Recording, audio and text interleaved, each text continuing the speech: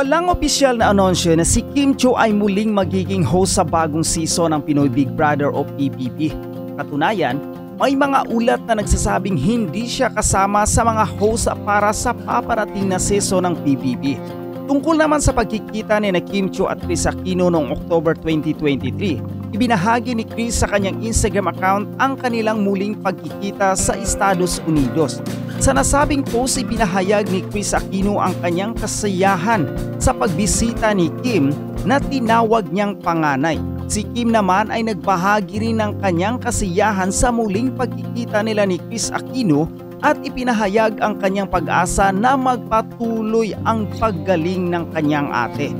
Sa makatuwid, bagaman walang kumpirmasyon tungkol sa pagbabalik ni Kim Chiu bilang host ng PBB, ang kanyang relasyon kay Kris Aquino ay nananatiling matatag na pinatunayan ng kanilang kamakailang pagkikita. Mukhang magkakahalong balita ito. May espekulasyon tungkol sa pagbabalik ni Kim Chiu bilang host ng Pinoy Big Brother pero walang opisyal na kumpirmasyon. Kung totoo man na hindi siya kasama sa bagong season, siguradong maraming fans ang malulungkot dahil isa siya sa mga paboritong host ng programa. Sa kabilang banda, nakakatuwang makita na muling nagkita sina Kim at Kris Aquino. Alam naman natin na malapit ang dalawa at kitang-kita sa kanilang muling pagkikita kung gaano nila pinapahalagahan ang kanilang pagkakaibigan. Lalo na ngayong dumaan si Kris Aquino sa mga pagsubok sa kalusugan. Maganda makita nandyan si Kim para sa kanya. Ikaw, anong reaksyon mo sa balitang ito? Mas gusto mo bang bumalik si Kim sa PBB o mas interesado ka pa sa pagkikita nila ni Kris Aquino? Bukod kasi sa mga nabanggit, magandang tingnan ang mas malawak na epekto sa balitang ito sa showbiz.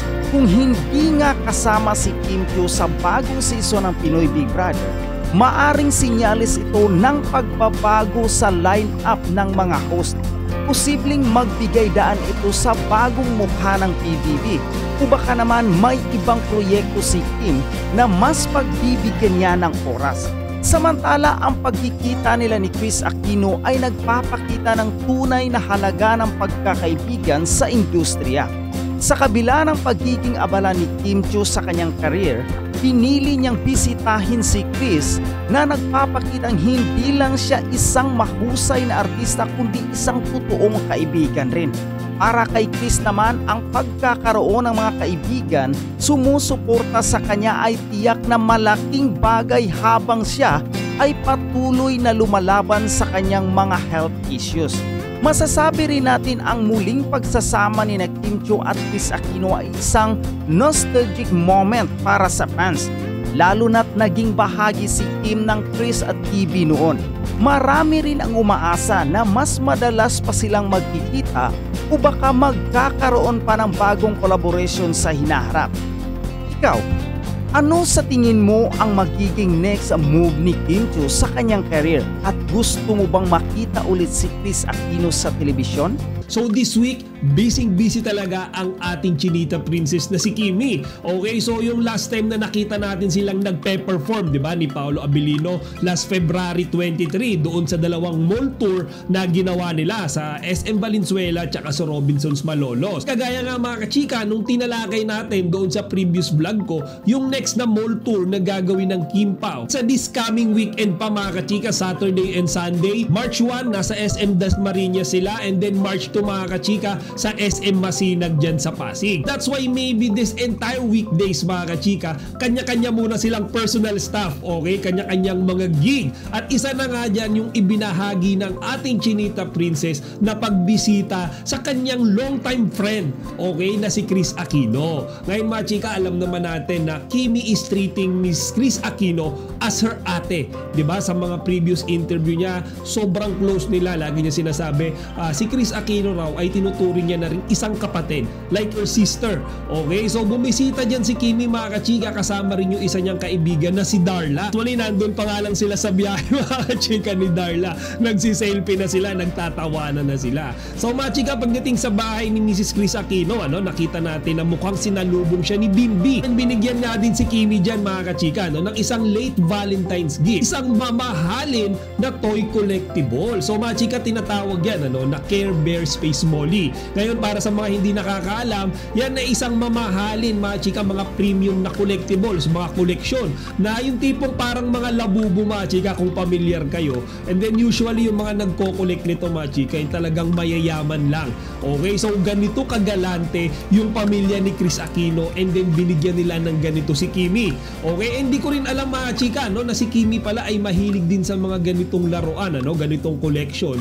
As far as I know, mahilig si Kimi sa labubo. Kasi yung mga bag na gamit-gamit niya dati, may mga keychain siya, di ba, na labubo. So aside from that pala mga kachika, mahilig din pala si Kimi na mag-collect nung ganitong klaseng mga figures. So mga chika, dun sa mga iba pang pictures na ibinahagi ni Kimi, makikita natin doon na kasama niya rin si Miles. Okay, so binisita nga nila yung kanilang ate Kris Aquino. Looking closely at Kris Aquino mga kachika, mukhang okay naman siya, di ba? Kitang-kita natin na bumubuti na, di ba, yung health niya. Actually, nung nakaraang araw nga mga chika, di ba, may video siya na umattend doon sa People's Asia Awardings. Binisita niya yung kanyang kaibigan doon. So ngayong araw nga mga chika, dito sa mga images, mga pictures na ibinahagi ni Kimi, makikita natin na si Kris Aquino ay nagawang makipag-bonding sa kanila. Ayun nga, doon sa caption ni Kimi mga kachika, dito sa ipinost niya na ito sa Instagram, nagpasalamat siya sa pag-iimbita sa kanya ng kanilang ate Kris. Okay, so basically si Kris talaga mga kachika yung nagpapunta sa kanila rito. So kung nagawa ni Kris yan mga chika, ibig sabihin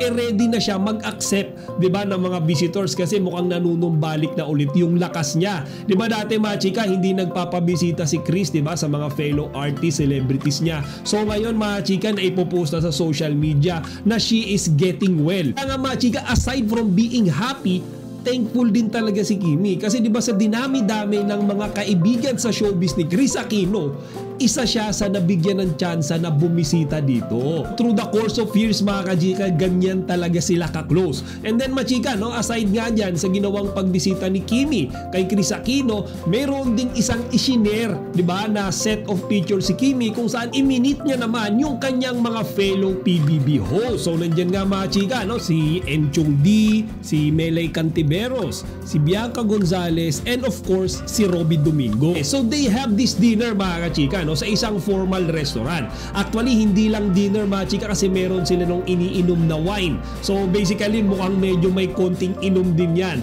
So mga chika, alam naman natin lahat na kaya sila nagkita-kita dyan mga kachika. Maybe this is just an early preparation, parang recap lang mga kachika, tungkol nga sa pagsasamahan nila ulit, di ba, na pag-host sa bagong PBB season. At yun nga mga chika, yung collaboration ng GMA at ABS-CBN. So first time ever na mangyayari ito mga kachika sa mainstream.